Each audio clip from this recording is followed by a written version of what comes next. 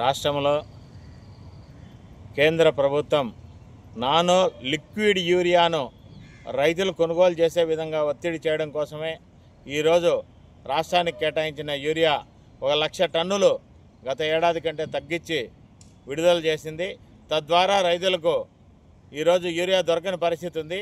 దీన్ని ఎడుదిరిగి nano యూరియాను liquid యూరియాను propose చేయడం కోసమే ఇప్పుడే కొన్ని మండలాల్లో అప్పుడే తహసీల్దార్ ద్వారాను వ్యవసాయ శాఖ అధికారుల ద్వారాను రైతులు సేంద్రియ ఎరువులని నానో యూరియా లిక్విడ్ వాడమని చెప్పి ప్రచారం చేస్తూ ఉంటారు.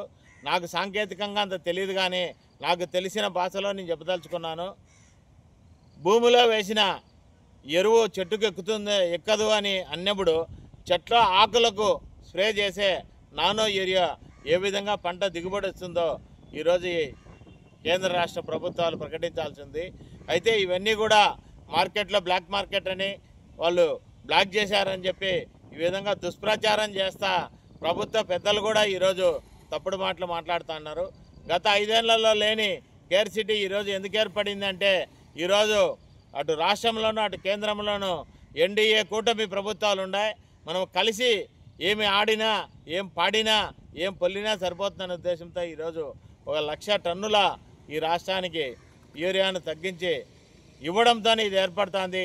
దీన్ని కప్పిపుచ్చుకోవడానికే ఈరోజు నానో యూరియాను ప్రపోజ్ చేయడం కోసం ఇతరత్ర కూడా ఈ ప్రభుత్వం వ్యవహారం నడుపుతూ ఉంది.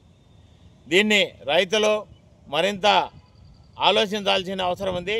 ఈ నానో యూరియా వల్లనే ఈ యూరియాను దిగుమతి నిలిపేశారన్న విషయాన్ని ప్రతిపక్ష పార్టీలు కూడా ఈరోజు నేరెత్తి మాట్లాడలేని పరిస్థితి ఉంది. ఒక విధంగా పోల్చాలంటే రాష్ట్రంలో నిన్న జరిగిన ఉపరాష్ట్రపతి ఎన్నికలను పరిశీలించినైతే అసలు రాష్ట్రంలో ప్రతిపక్షమే లేదనుకోవాలా. ఎందుకంటే వైసీపీ, టీడీపీ, బీజేపీ, జనసేన అన్ని పార్టీలు కలిసి ముక్కమ్మడిగా ఓటేసిన సందర్భంలో ఈరోజు ఇలాంటి పరిస్థితి వస్తుంది. రైతులు కూడా వీటన్నిటి మీద అప్రమత్తంగా కేంద్ర రాష్ట్ర ప్రభుత్వాలను నానో లిక్విడ్ యూరియా పైన ఆందోళన చేసి అది చెల్లుబాటు కాదని చెప్పే విషయాన్ని బహిర్గతం చేయాల్సిన అవసరం ఎంతైనా ఉంది.